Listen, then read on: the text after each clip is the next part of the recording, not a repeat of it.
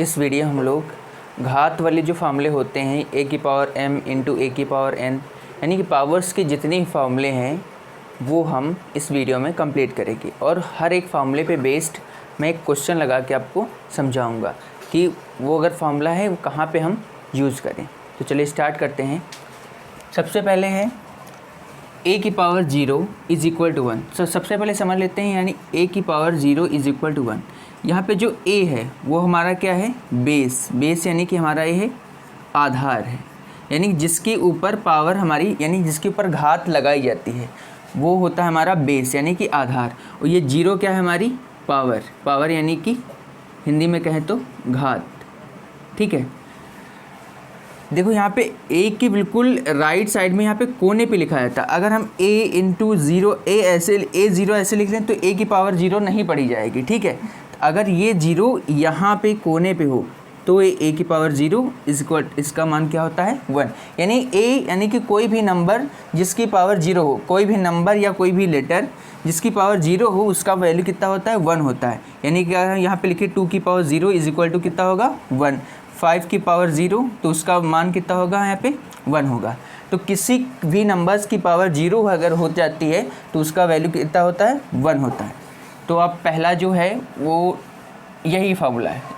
फिर second formula है a की पावर m इंटू ए की power n is equal to a की पावर m प्लस n।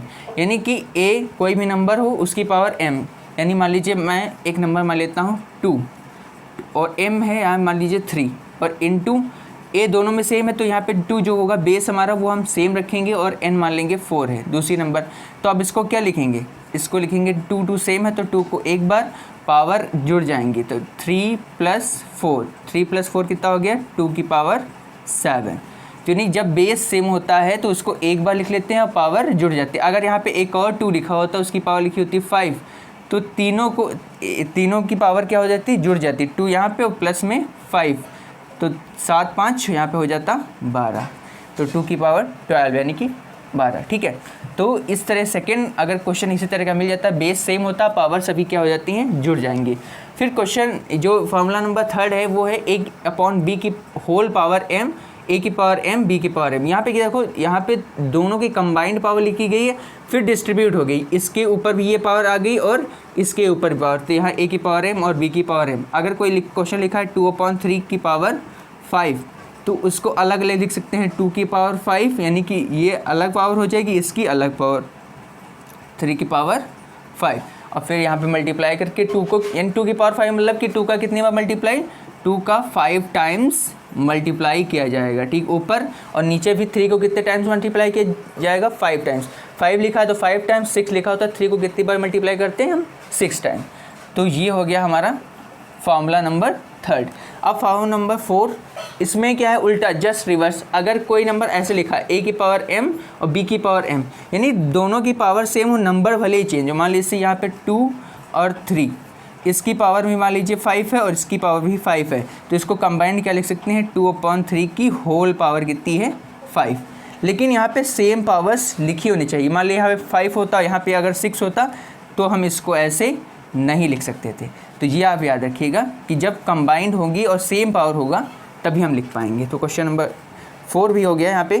अब फार्मूला नंबर 5, फार्मूला 5 है a की पावर m और उसकी पावर n, यानी कि a की पावर m है उसकी पावर n, तो इन दोनों का आपस में पावर में मल्टीप्लाई हो जाएगा। जैसे कि यहाँ पे देख लीजिए, जैसे लिखा है 2 की पावर 3 और उसकी पावर 4, 2 की पावर 3 और उसकी, अब इसकी होल पावर कितनी होगी, 4। तो इन दो पावर्स का आपस में मल्टीप्लाई हो जाएगा, तो 2 का हो जाएगा 3 इंटू 4, तो 3 इंटू 4 कितना हो जाएगा, 2 की पावर 12।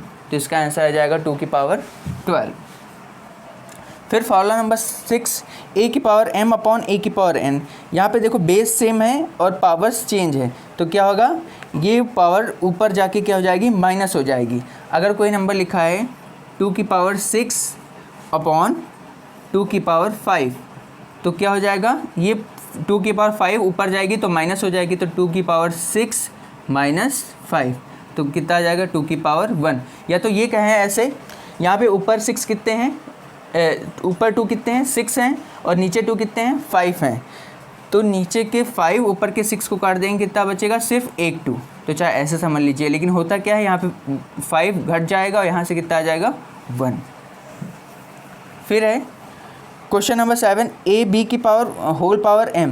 तो यहाँ पे m पावर यहाँ पे भी डिस्ट्रीब्यूट हो जाएगी, यहाँ पे भी, तो अलग अलग पावर हो जाएंगे, a की पावर m और b की पावर m। ऐसे लिखा है 3,4 की पावर 5, तो अलग लिख सकते हैं 3 की पावर 5 इंटू 4 की पावर 5। ठीक है।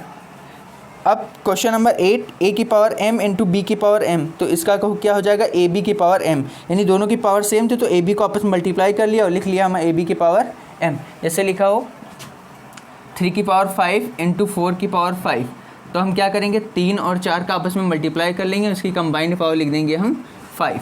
तो यहाँ से आ जाएगा 12 की पावर 5। तो ये आंसर हमारा सही हो जाएगा। फिर है a की पावर m को क्या लिख सकते हैं, उल्टा लिख सकते हैं 1/a की पावर माइनस m, a की पावर माइनस m उल्टा। जैसे लिखा है 2 की पावर 3, तो यहाँ जाएगा 1/2 की पावर -3, यानी कि प्लस का 3 जब नीचे आता है 1/, में तो माइनस का 3 हो जाए। इसी तरह a की पावर -5 उल्टा अपॉन में जाएगी तो क्या हो जाएगी, प्लस, यानी कि अगर यहाँ पे प्लस में लिखा है तो नीचे जाएगा माइनस में हो जाएगा, अगर माइनस में ऊपर लिखा है तो नीचे जाएगा तो प्लस में। अगर 2 की पावर -3 लिखी है तो 1/, में क्या हो जाएगा, ये -3 नीचे जाएगा, 2 की पावर +3 हो जाएगा। ठीक है, तो इस तरह ये भी क्वेश्चन हम सॉल्व कर लेंगे। फिर 11 नंबर का जो है फॉर्मूला, a/b की पावर -m।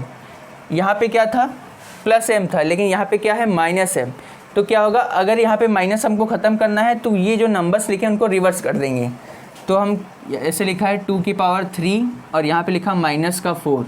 तो अगर -4 को +4 बनाना है तो हम क्या करेंगे, यहाँ पे 3/2 कर देंगे और यहाँ पे +4 हो जाएगा। और जब यहाँ पे +4 हो जाएगा तो 3 पे भी एक पावर आ जाएगी, 3 की पावर 4, और 2 पे भी एक पावर आ जाएगी, 2 की पावर 4। और फिर यहाँ से हम आपस में मल्टीप्लाई करके वो लिख लेंगे और 2 की पावर 4 मल्टीप्लाई करके वो लिख लेंगे। फिर है क्वेश्चन फॉर्मूला नंबर 12, a की पावर n और =1। तो a b की पावर 1/n। अगर यहाँ पे कोई पावर n है तो उधर जाएगी तो वो अपॉन में हो जाएगी।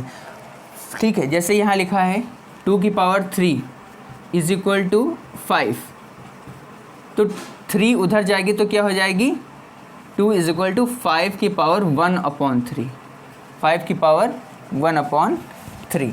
ठीक है, उल्टा हो गया है। देखो, अगर इसके नीचे हम 1 मान लें और इसके नीचे 1/1, तो इस 1 का यहाँ पे मल्टीप्लाई, इस 3 का यहाँ पे, तो 1 × 1 और 3 × 3, तो 1/3 ऐसे आ गया यहाँ से। फिर है यहाँ पे भी a की पावर 1/n b, तो a b की पावर n। अगर यहाँ पे कोई क्वेश्चन लिखा है 1/3 या 5, उल्टा यहाँ पे, अब यहाँ पे क्या होगा, 2 5 की पावर 3, यानी कि क्या हुआ है, अगर हम इसके नीचे 1/1 मान ले तो इस 3 का यहाँ पे मल्टीप्लाई हो गया, इस 1 का, तो 3 × 1 तो 3, और 1 × 1 तो इसके नीचे 1 मान ले, तो 1 लिखें या ना लिखें तो क्या होगा, 5 की पावर 3। फिर है a की पावर m a की पावर n। अगर बेस सेम है तो पावर क्या हो जाएंगी, बराबर हो जाएंगी। जैसे लिखा है 2 की पावर 5 और लिखा है 2 की पावर x। तो अब देखो बेस सेम है, जब बेस सेम होता है तो पावर जो, यानी x की वैल्यू कितनी आ जाएगी, यहाँ से 5, यहाँ से x और 5 के बराबर हो, क्योंकि बेस दोनों के सेम थे, x और बराबर 5 हो जाएगा। फिर है a की पावर m b की पावर m।